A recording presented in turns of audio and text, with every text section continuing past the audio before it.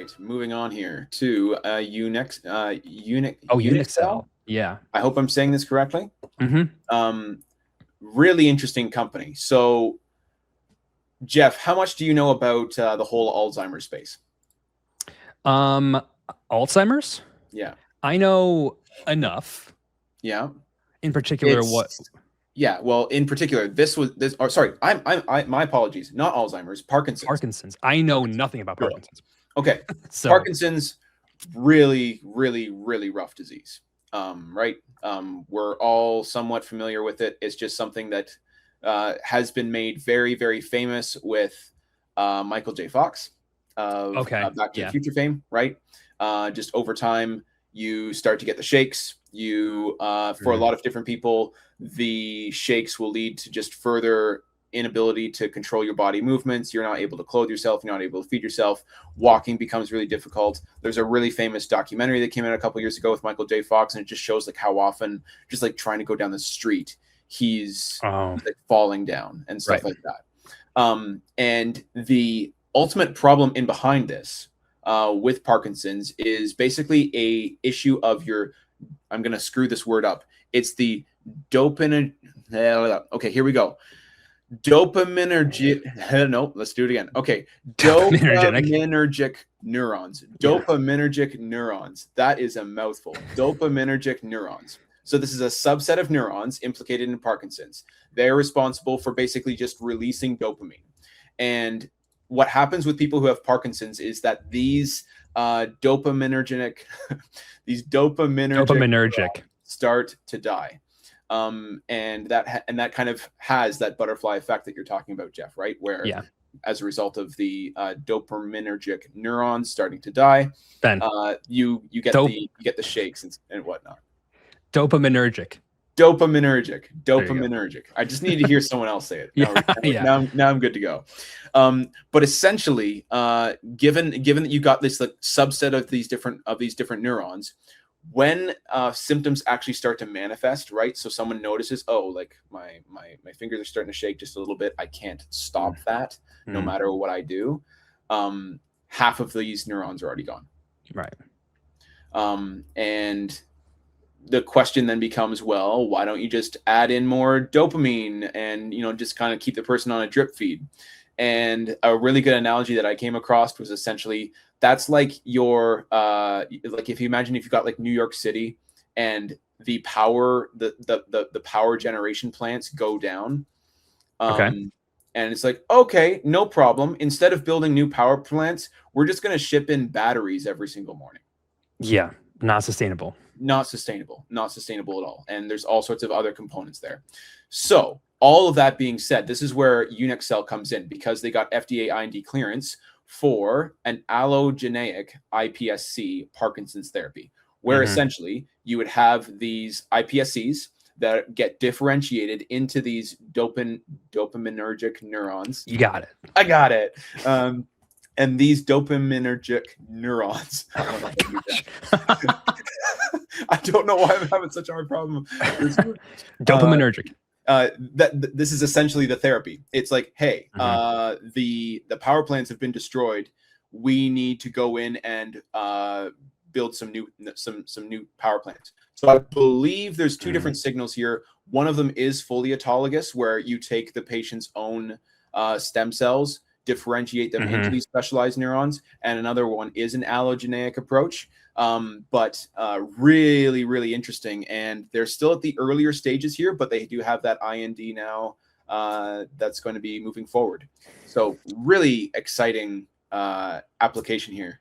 I really hope Michael J. Fox gets to like enroll in this trial or something. So let me get this straight. These dopaminergic cell way to flex on me like that. The dopaminergic. There you go. How's that? I'll say it like you. I'm wondering if they're like functional neurons, like proper neurons, or if they're just like neuronal like that produce and release dopamine.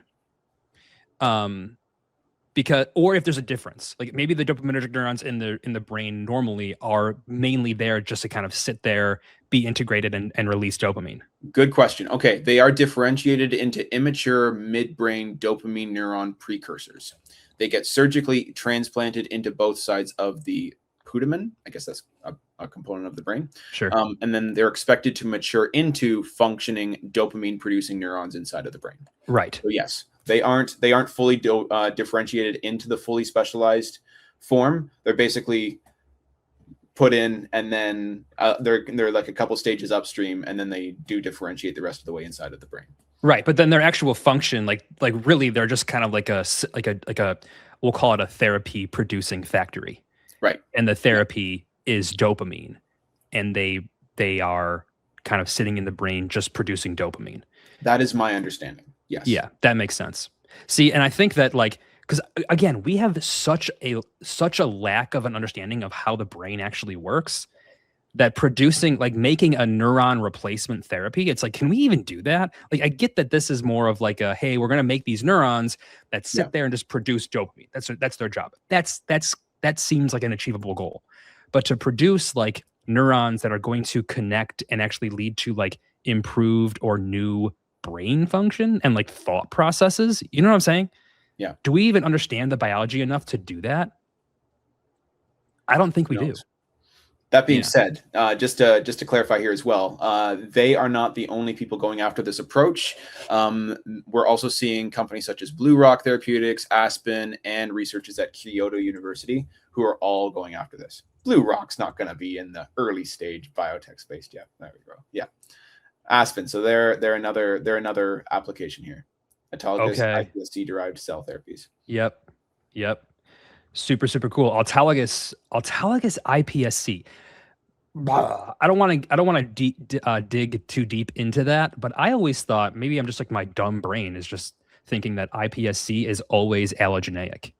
But I guess autologous iPSC is just, take some kind of skin cell or whatever and just turn it into an iPSC, and then you don't got to worry about rejection. Yeah, I think that's the approach. If you go back up, I think it talks about that. They're like skin derived stem cells. Is it skin derived? Okay. Yeah. Nice. Oh yeah, turning on patients' own skin cells into dopaminergic neuronal precursors to replace the neurons lost in Parkinson's disease. Interesting. Yeah. This is a fascinating area of cell therapy. Yeah. Obviously, cancer is huge. It gets a lot more interesting with some of these more complicated pathways. Yeah, absolutely.